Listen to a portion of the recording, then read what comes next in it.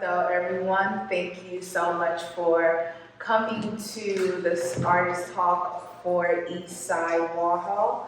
My name is Zarada Jerry-Olinta, and I'm the moderator here for Northwest Gallery, and I'm with the amazingly talented Tony Rave. Thank you. How are you doing today? How am I doing today? We just answered this with ourselves. I am evolving. That's how I'm doing today. I'm like in a space where my brain is like, ooh, new shit is happening. Let's get it. You know? So that's how I feel. How do you feel? I feel relieved that I can start a new body of work. I have a few things I'm starting. So I'm just happy to get to this new work. Really, I'm rested. I got some good rest today from yesterday. And I'm ready for a break. I just gotta eat. Same. I'm gonna go to a real nice restaurant. As you should. Treat yourself. I'm not gonna feel guilty about it. Get like 3 courses. Yeah. And just don't even look at the bill, just pay it. Look at it and look at it later. And I had that conversation with yourself later. Treat yourself. Okay, as you should. I think something you just said, that you're excited about getting into new work and getting into both creating and unveiling. What do you categorize new work for yourself? Like, so what do you think that your evolution process has gotten to, like, this is now a new version of mine? So, all of us artists, we always have multiple ideas, but we're not an octopus. So we only got 2 arms. So this is one of the reasons why I tried to tap into the Andy Warhol vibe, is because it's very productive. Not that I specifically liked his art. I mean, I liked it, but I'm not wild over his art. But I am wild over how much work he can produce and how fast he just making stuff. And just all these ideas, he just did them all. He had a team and he did all this stuff. So I figured if I tapped into that energy, read as many books as I can of him and stuff like that, that I would be able to get into his bag. And then once I'm done with that, I can still keep those, the process, no matter what body of work that I use. So, I mean, I'll paint, do sculptures, murals, anything, but at least I'll have that fuel to see it through and just finish it at a rapid pace, because we all want to see our ideas come to life. Yeah. Like, I'm sure you will have multiple mediums that you want to use, but it's just all about like getting it done. Yeah. So that's what I mean by I'm just excited, because I was already in this flow of just this silk screen, dyeing canvas and all that other stuff, whatever. But I'm still in the mood of just knocking work out. Yeah. So I'm excited about that. All right, so next question. Can everybody hear perfectly fine? Yeah. Okay, awesome. So, EastSideWarhol. And you talked about wanting to tap into the productivity, the system, and being able to create and actually get like work into fruition. Do you feel like, and you still be on a 2-part question, why do you feel like it is important to manifest or like bring everything that you think of to fruition? Because sometimes some people believe that an idea should remain an idea. So what is this like energy behind you wanting to, I need to see all of these ideas out? And then also, do you feel as if you'll be able to continue this in a way that feels new?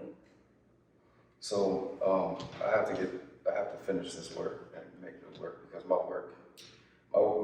work results in the betterment for all of us. It may not be this body of work right now. No one probably be able to understand it right now, but it's beyond personal.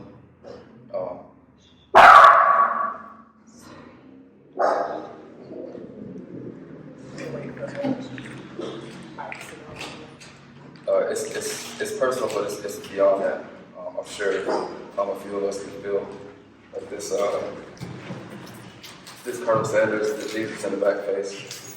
I like that. It's personal, but it's also for us too, because it's me desecrating that image, that subconscious image of white God that I was raised with, even though I went to an all-black church, but we still have white Jesus and stuff like that in our church. So it's like breaking down that authority, that authoritative image of the white superior authority. Mm-hmm. You know what I'm saying? Like, just like, you know, when I was a kid, you know what I mean, in the hood, just like, I came up thinking, like, in every way, the police white, the president white, the guy white, all this stuff white. So you thinking in your head throughout life that they have this kind of, like, that's why we look at them like that sometimes, you know what I'm saying? It's a subconscious, like, warfare type of vibe. So when I do stuff like this, you see that specifically, and the Virgin Mary and stuff like that, it's just me really being playful, but it's serious, but I'm playing too. Because it's just something that you got to start with that. So, you know what I mean? It's like, when it comes to the mental therapy, for me, that's a beginning. Get rid of that image of the white God, or just getting rid of any image of God. It shouldn't be any image of God. So, you know, I'm a godly person. That's why I brought God into my work, because we got to start with that. And at the end of the day, God got me. You know what I'm saying? Like, I'm on a mission from God entirely. So this work will begin to be understood better, because I can move faster, I can do more things, I can get certain things out the way. The things that I come out with have to come out in order, obviously. You have to work small, then work big. And that comes with the concepts that you use as well. You know, as an artist, you gotta, like I said, you gotta work smaller and get bigger. But I feel like eventually in the future, this work will result in just a better understanding. I have other ideas that I'm not going to really talk about yet, but they're very conceptual, and I don't know. Yes. You know what I mean? Like making art, I'm trying to figure out a way to where when we make the work and then we sell it, what happens after that? Yeah. So I'm trying to find a way, many ways that I can manipulate this art game to not just make some shit that somebody buy it. Like, that's boring. That's like anybody can do that. Mm-hmm. Like, I don't know, it's just, I think a lot about this art stuff I'm doing, because it's just gotta mean something. Because, you know, if it don't, I'm just gonna stop. If it don't result in anything, you know, beyond money. Yeah. So, you know what I mean? That's just like acquiring houses and stuff. Like I said, I got that one house. I have a house that I haven't worked on for a while. I put it to the side. Mm-hmm. I got daddy duties, but this house is, I'm trying to make it into something. Yeah. I got a lot of land, and I don't want to live there. I don't really want to live there. I would rather just turn it into something. I would give it, you know, to a group of people that do something with it. But it's just art has to for me, has to. It just has to mean more than just painting stuff or drawing stuff or whatever way they express it. Yeah. I think something that stood out when you were talking is the idea that art has to mean more. A lot of the times we're in spaces where art is like a monetization process and more capitalistic in nature. We're creating something for someone to be able to buy, and then you leave it in a person's house, or it stays in the gallery, and then it kind of just like is that. That's it. Yeah. Or even like pieces that are taken from other spaces and stolen from other countries that are put in museums that are now making money for other people, but not necessarily meaning much to the people who get to see it all the time. So even as you're getting into more intentionality with your art piece, when people are, I know you said you want to figure out how to create art that goes beyond purchasing, that goes beyond this like exchange of money and product and good.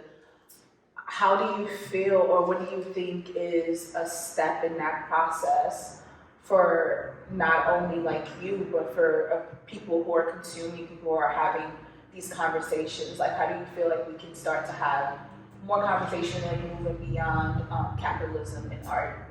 It's hard because we got to survive. Like, we have to survive. Like, I did that struggling artist stuff, and it was weak. It's like, I can't be a struggling artist. I got 2 daughters. You know what I'm saying? So I gotta get this money. But that doesn't mean I have to like totally, fully go that way. You know, I can play that game. I can play the money game. But at the same time, it's gotta hit. You know, like my work gotta hit, and you know, I'm dealing with energies too. I'm dealing with energy, magic, spirit, all that. You know what I'm saying? Like these figurines I'm buying, and these vintage pieces from like 1930s, 1800s, and stuff like that. Those are the pieces that I'm collecting for these Virgin Marys and Jesuses and all that stuff. So, and I combine a lot of stuff together. And in my opinion, I believe I'm dealing with energy, magic, and all that. So when I am selling these pieces to people, they're going out well-intended. You know what I'm saying? They're going out with intention. So if some white collector or something like that who just want to like resell it or praise it and pass it online and get money or so whatever, at least you know you got something that I'm saying something in there. You know what I'm saying? And it's energy. It ain't just me, you know, making something up. It's like I'm dealing with some old that's been here for a long time, and I combined it with this and that, and I put like it's not just some porcelain and glass and stuff. Like, you taking something home, you taking something real serious home. Yeah. You know what I'm saying? Yeah. So at least I feel that. At least I got that part. But I just feel that we just have to be more innovative because we don't want to get into a flexing contest. You know what I'm saying? Like our generation, we're the future. Like we are literally the future because we got these phones. That's really it. That's it. We're the future because we have a phone. And then, but that means a lot too because we can judge ourselves against history better than anybody can. Yeah. So with knowing that, what are you gonna do now? Like I'm not making something somebody else did at all. I mean, I did this just to get in this bag, but I never did something somebody else did. You know what I'm saying? So how do we not flex on each other? Which is easy as hell to do. I mean, you go on Pinterest and Instagram all day, it's like the same thing all day. Same thing. So if it's not personal like a personal technique, trying to push it far, like really trying to be great. And then even then, you do all this work, being in the art scene, you do all this stuff, and then you be like, okay, I can't wait to sell this $20,000 piece, right? Okay, you sell it. You pay your bills, you do all this stuff. And then what though? How can we get to that point where we can still own a part of our payments, or how can we get to the point where just something, rent them out. You want to rent this one, you know what I'm saying? Yeah. Like something like, cause it's just. But we compelled to live that life. We compelled to get out there and do that. Like, you know, we want that. I want to sell all our paintings. I want to have a crazy show that's huge and go to our houses and sell a painting on there and do that and all that. Like we want to do that. Like, but how do we not get caught up but still really like capitalize on it? You know what I'm saying? Like, even if it's personal, even if it's generational, even if it's for your family, like, how do you capitalize on it? Because, like, I know all the paintings, all this work I've been doing, my babies, they're going to eat off the painting that I sell this painting. I'm going to go buy them some gold, they take them out to dinner and buy them this and this and that. But, like, how I'm going to provide for them when I'm dead? Yeah. Like, the coldest person to ever do it was Nipsey Hussle, to me. One of the coldest people to ever do it. because I was talking to my sister a little minute ago, and we was talking deeply, and I was like, just trying to think about myself, and I was like, what's the best case scenario for me? What's the best case scenario for myself, right? Best case scenario for me is if nobody know when they die, right? Is that when I do die, that I can still they can still eat off me when I'm not here, when I'm not alive. That's literally the best case scenario for my life. You know what I'm saying? Mm-hmm. So for him, like Nipsey Hussle died, he didn't know he was about to get shot in that parking lot, but his kids said they own rights to music for the rest of their life. So you made it. You made it. You did the best you could do. And how can we do that? How can I do that with art? To where when I die, that my kids ain't left with debt. Oh, we gotta pay for it. He didn't pay that off. He ain't had that. Damn. We gotta pay for the funeral and shit. So anyway, that's how I think of art at this point, because it's a lot of talented artists out here. It's a lot of artists doing a lot of things. But it's like, and what? You know what I mean? It's artists out here copying other artists. You put your shit on the internet, you better hope somebody don't take it. Yeah. It's just what it is. You don't know somebody in damn Japan probably see Brienne, like, see her style. I'm trying to jump her style real quick. I'm gonna snatch that, you know what I'm saying? So it's just like, you know, can't nobody take your style. But yeah, I've talked too much. And you're okay. It's your artist talk. Like, you're literally supposed to talk. I think something that, even with your answers, I've been noticing is this reference back to generational work and you wanting to not only leave a legacy for your daughters, but also have like something that lives beyond you. Do you think that, when do you feel like that ideology or even that mentality started? Did it start when you had kids, or do you feel like it's always been like peering behind? I think it's always been before, because I've always been like real cold at art, like my whole life. So I've always been like nonchalant about it, like being able to do anything, draw, paint, like whatever it is, I've been able to do that. So part of it was just like me always feeling like it's easy, or what else, like, you know what I mean? Like I used to show up to art class and just do something and just get an A, you know what I mean? Or every school I went to, I was always like the art person. He's good at art, he could draw, he could make all this stuff. So it's like in my head, it was just like, if I'm gonna do this though, because like I come from a hard working family, you know what I'm saying? Like my father is like 4 boys, and my dad worked us, you know, real good.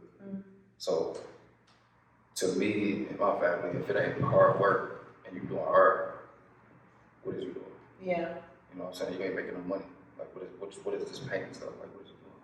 So to me, I wasn't about to be painting, and I'm not really like out here like doing it. You know what I'm saying? Doing art, or someone go to work. You know what I mean? That's just how our family is. So it had to make sense to me like that. You know what I mean? It's still that way. Like I'm a chef. I'm really good. You know what I'm saying? Like I'm really, really confident in the kitchen. So if I wasn't doing this, and if it didn't make sense to me, I'd be a whole chef somewhere like downtown or whatever it may be. But because I like feeding people. Like feeding people is a real thing. That's an art that is authentically like full. I make this, you eat it, you like it. You good. You get to live another day. Yeah. I'm happy. I get $1. You gonna be full until what, like 8 more hours? Yeah. That you can't beat that. You just gave somebody life. Like, what else? You know what I mean? So that is like being able to, I don't know how to explain it too well, but being able to get like the full gratefulness out of everything. And like get the full like full squeeze out of it. Yeah. And that's, I guess, the culinary industry would, that's a direct like feel, like you feel that immediately. But you know, painting is like, it's mostly just us expressing ourselves. Yeah. Our artists are just kind of self-centered as a whole, like all of us. we're self-centered people. It's a career of self-centered people because we spend all this time with ourselves, learning our craft, practicing our craft, talking about our craft, sending it out to people, making sure you got your resume, selling it. Like it's all self. So how do we fall back off that? Like how do we fall back off that self shit so much? Yeah. You know what I'm saying? Like, yeah. Do you feel like what your subject matter is, like as it is evolving and now you're in this new workspace, do you feel like when we're going back to your figurine with your angels and Jesus pieces, how do you feel like the evolution from that to what you're showing your new work fits into the story that you're telling for yourself? so this right here is an introduction. Lori is an introduction to this body of work. It's all pop. It's all commercial figures. She is a commercial figure. She is, you know, in the pop world, just as all these other things. You know, you go to the corner store, the first thing you'll see is the little Debbie cakes in the front. You know what I'm saying? Right there. And, when we was little, we used to kill them. You know, KFC. You know, shit. I got family members who love some KFC. For real. Straight up. So all these like characters, I'm really just like jumping them all together. But they all have their own passion and meaning and things like that. But specifically Lori Harvey. So I bought this picture. So since this is not an internet photo, a friend of mine went to Fashion Week, and he took this photo, and I bought it from him, and because it fits what I believe the direction I'm going in on a personal thing with, because I usually deal with race and religion a lot. So now I'm getting into gender. So this is my sex and gender, stuff like that. So this is just an introduction for that. It's going to be a celebration to start off with. But then I'm going to do some work, like personal work, things like that. So. So in sex and gender, how do you feel like your subject matter, being Lori Harvey, really maybe speaks to that, or that? Yeah, she, so when I chose to do this EastSideWarhol thing, I was like, the first thing I'm gonna do, first piece I'm gonna do is the Marilyn Monroe piece. So I was like, who would be the modern day Marilyn Monroe? And I think it's her or Rihanna, you know, because of how they move, kind of similar, and they both super beautiful. So she would be like the black version of it. Wasn't nothing too serious. I just thought about it and said that'd be cool. And then he happened to post this photo, and I was like, I gotta buy it because it's an original photo. I don't have to go on the internet and get this internet photo. So I grabbed it from him. But at the same time, you know, it does more for me as well too. It's not like I'm super attracted to her. I'm not obsessed with her. I don't really care about her like that. But, I think it's a good starting point for more things to come. So I'm going to start to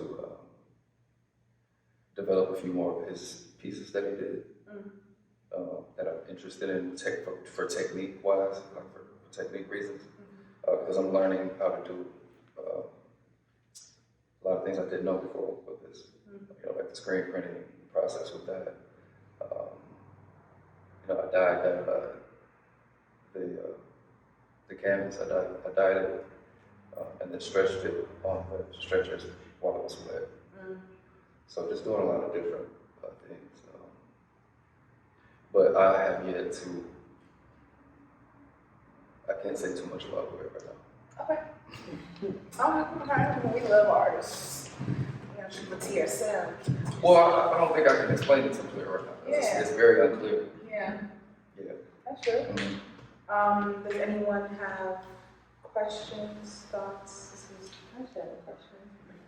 So, When you talk about getting in the bag of Andy Warhol, what would that mean outside of his? We know him as like this pop artist, but what would that get in the bag mean? Like, what else of Andy Warhol was you inspired by? What's the last part? What's the last part? I'm saying, what else about Andy Warhol that you was inspired by? Okay, so the main thing, like I said, was like really like the productivity was really the main thing. And also, if you look at what he's doing, it's like a propaganda, the technique of propaganda artists, being able to silk screen and get an image down real fast to put it out in like mass production, right? So when you think about what's going on in Florida, for example, how they like banning books and all that shit, right? Wouldn't that be a good skill to know, like during a time where people trying to like stop information from getting out?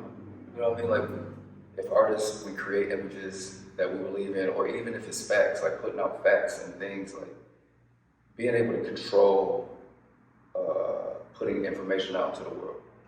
So like, we're artists, like we make images, we make content, that's what we do. So how can they stop anything talking about they about to ban books or ban education or whatever. You know what I'm saying? It's like, Not really. like we gotta get on a level of like making shit big. You know what I'm saying? Like making things to where like, all right. So by me getting in his bag and like getting in his processes, like. For me, I feel like Andy Warhol was really great at marketing as an artist, and I feel like that's what a lot of artists miss. And back then in today's world of being both an artist and an influencer. So I feel like his art influenced like culture, but the way he marketed himself was, I can do this easy process, but it's also high end where I get into rooms with the collectors, the people that are buying my pieces, and I'm being friends with the collectors to create legacy for myself. So when I pass away, my family, even like Basquiat, taking on that form of like the marketing side of it, like being an influencer of art to create legacy for his sisters to exhibit his work around the world and like still profit off it. So that's when I think of Andy Warhol. That's what I thought when you said getting in his bag. I thought of the influence and actually understanding who's buying his work and the people that's buying his work being in a room with them. So because he did a lot more outside of being an artist, you know, directing videos and commercials and stuff like that. So it's like that legacy too, you know, in like form. But that's what I was just thinking about. Andy Warhol, like the technique was, it was a marketing like idea for him, but like how he used it to step into different rooms was the power move. So that's another way of like having legacy for your family. Understanding the buyers. Always like for me as an artist, I collect and get to know the people that's buying my work. So my pieces, even if they're sold at thousands of dollars, I know exactly who's buying. And I'm building a relationship with them. So, yeah. Just wanted to just say that. Anyone else? Yeah, too. Follow up on your point, Andy Warhol, that he like really wanted to be a celebrity. And he was a celebrity watcher, and I think that's what influenced him to start doing, you know, if you were famous and rich, it's like you have to still scream with that person, so he could be in the room, because I think that was actually a weakness or desire for him to be, you know. I just want to make it clear, like I'm not propping him up at all. No, I know he's amazing. No. I just want y'all to understand, like I am not an art nerd at all. I'm not an art nerd. I'm not. I have no desire to, even though I'm an artist, I have no desire at all to read about artists and history.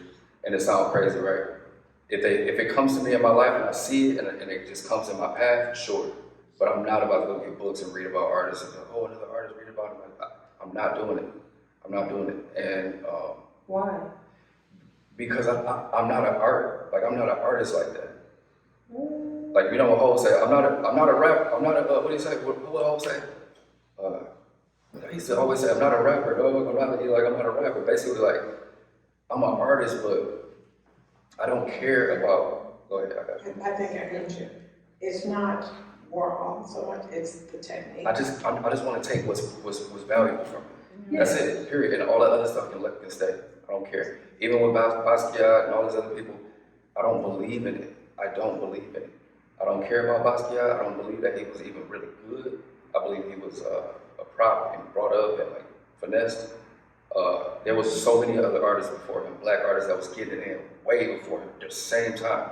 So for him to get propped up into fame and doing all that and drugs and dying out early, cool, it's great. He was a good, he to this day, that's great. He's a, black people can look at him and be like, oh, he's the best artist in the world, and we have great black artists, right? Cool, but he not that. You know what I'm saying? Like, we gotta look beyond that. There's people in the cracks. I like the people in the cracks. That's what I like. I don't care about who up there that, on the hot air balloon. Because a lot of times the people that's in the hot air balloon has been pushed up for a purpose for them to get money. Who knows? Andy Warhol probably put Basquiat up there so he can have sex with him. Period. And a lot of that stuff going on. Sexually lustful art relationships and things like that going on. So why I'm supposed to pay attention to a lustful art relationship because somebody had the power and they wanted to mess around and do all this other stuff? I'm not buying it. I don't know. I guess. David Hammons is one of my favorites. David Hammons.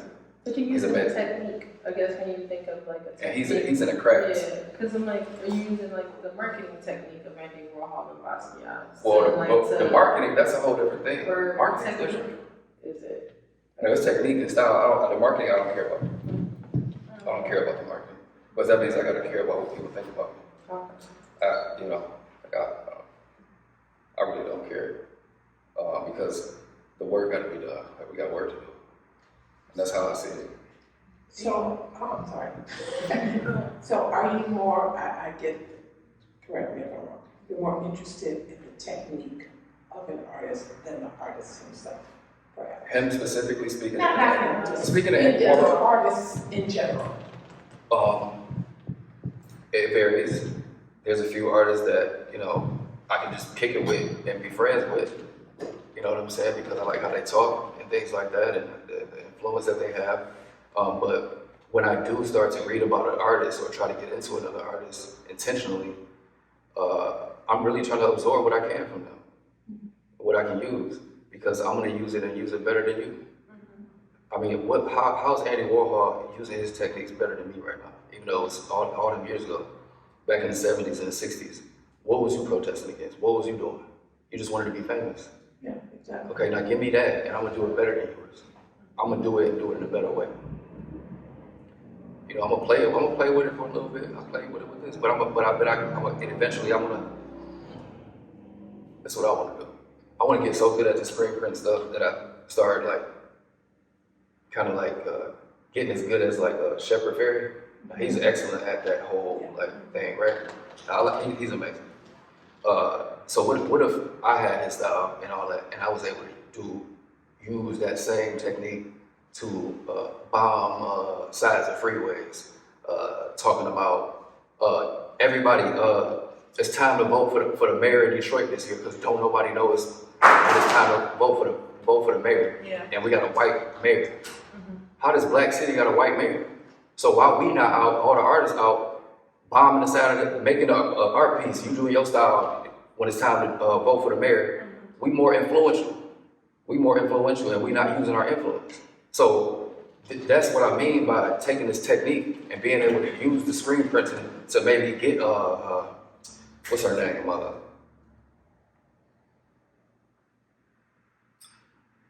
The politician in the city who will run for president. Mary Sheffield. You feel what I'm saying? Like, that's just an example.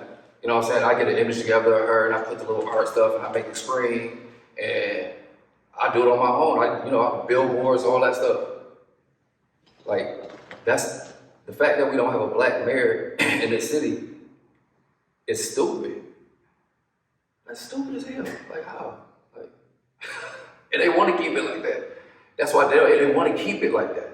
They want us to be like, okay, as long as they don't announce that it's the mayor thing, Duggan or whoever white will stay in that moment. But if they promote it, and we get some Like a president. people who, get some influential local black people out here, artists, musicians, all that, talk about get out and vote for this black mayor, guess what's gonna happen? We're gonna have a black mayor. Yeah. So that's what I mean by why I don't care about artists like that. I don't care about Picasso, even though he the GOAT. And I can admit to that, you know. But why would I talk about a historical artist that old? You know what I mean? Why would I talk about somebody that way back who had he ain't really got no relevance right now. Like in this art world right now, this fast futuristic art world right now, unless somebody try to copy his paint and put it on a t-shirt. You know what I'm saying? So that's what I mean.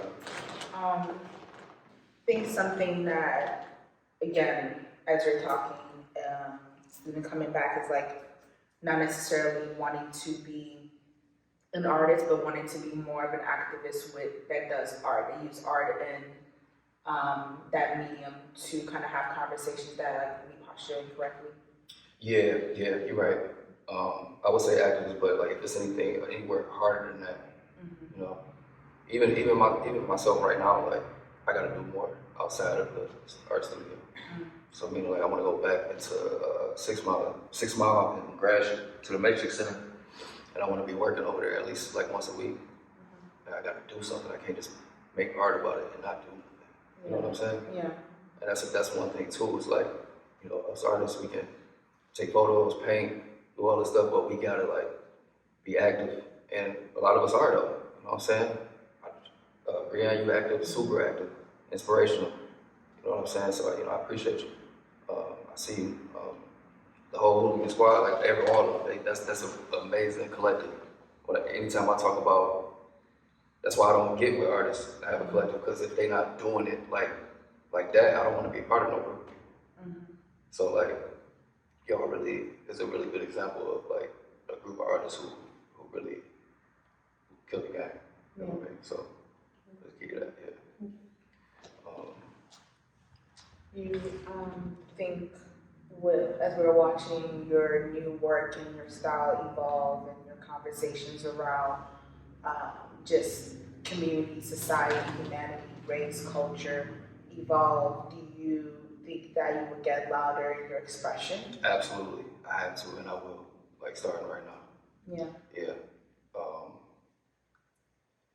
I'm a very low-key person, so I do need to speak up a little more. I'm like very like in the house and out of the way. So I do need to just be more dominant in my moves and things like that, be a better leader. I would say that for sure. But I'm all about the dialogue with other artists who are interested and other people who could get together and really, you know, it can be difficult, but to really, you know, make our work against something, even if it's individually or collectively. Collectively is really hard these days unless it's a party or something, but really just get together, do some work. And, but we all got personal work to do first, for sure. You gotta do the personal work before you do collective work. So, Yeah. I started talking, I don't know if I answered the question.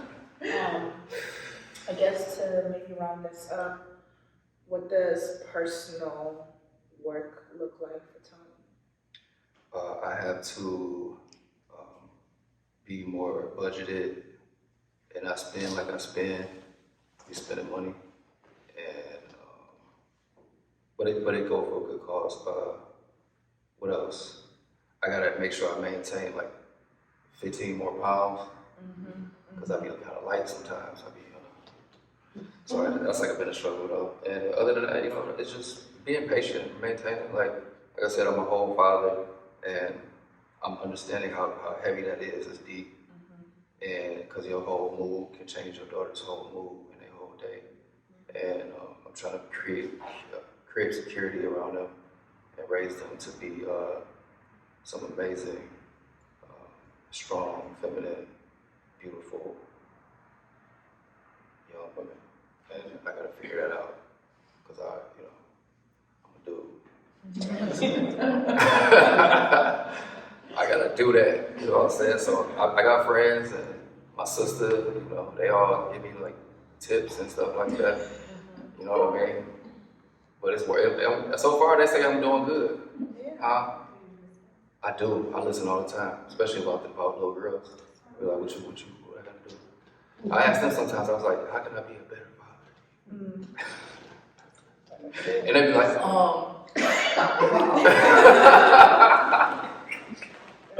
my youngest is like, oh. So, and I'm like I'm real rough sometimes. So I gotta like come back sometimes, be like, is there anything I did that like hurt your feelings and stuff like that or whatever? And I found out too. I did do some things hurt your feelings. You know. That's real. That's like really important work. Like, did I do anything to hurt your feelings? For real. We can have our own conversation about hurt your feelings. So I think my final question is, if you could have a sentence or just be able to sum up EastSideWarhol, we're doing a clickbait ad. What is your clickbait ad? I don't even know. Think about it real quick. I'll give you like 30 seconds. It's gotta be about this. No. Just give me what your clickbait ad would be. Well, I wouldn't even know how to do that, and I don't know what that means. So, I can explain. So, Like when somebody says something, they want to keep watching it. like when you see something you like, it's a 3-hour interview. In that 3-hour interview, that person said, yeah, I don't really like ice cream or going out to places that have a lot of colorful ice cream. Because that's the thing that's gonna make everybody watch the whole thing. It's probably something I already said. Yeah, come on, let's get it. Well, it's probably something I already said, but I guess going out, I would say that I really appreciate Northwest Gallery for this opportunity, for sure. That's my new thing is gratefulness. Sure. Gratefulness, because if you cannot be grateful, how do you know that God is touching you? Or how do you know that God's touched you? Or how do you just be able to say thank you? Like, you know what I'm saying? Like you could have been in another situation. You probably was in a worse situation before. So being able to sit in where you at, be like, damn, I'm happy my fingers work. Damn, I was sick 2 weeks ago. I'm breathing good now. Like, Yeah. I'm gonna go home and eat. Hope, God willing. So it's really just like the gratefulness of it all, like y'all being here. This wonderful artist right here, showing up to my artist talk. You feel me? Stuff like that. So I would say that I'm just grateful for y'all. I really appreciate everybody in here. Because y'all could have been at home like eating cereal on a Sunday. You know what I'm saying? What else y'all could have been doing? I know y'all gotta wash the dishes that y'all dishes. The floors, the dog, which y'all came here. So I appreciate it. And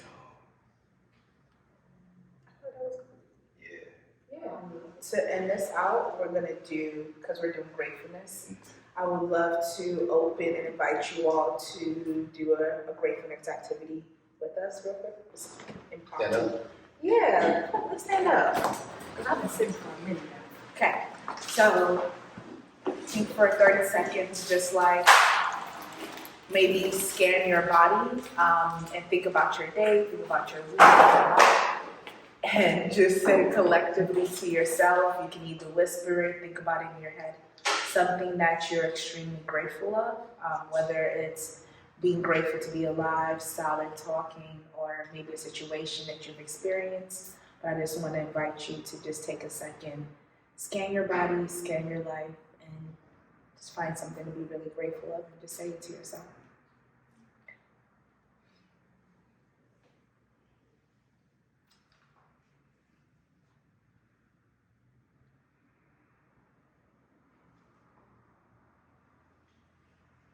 Okay, Ashe. Thank you. thank you, everyone. Woo.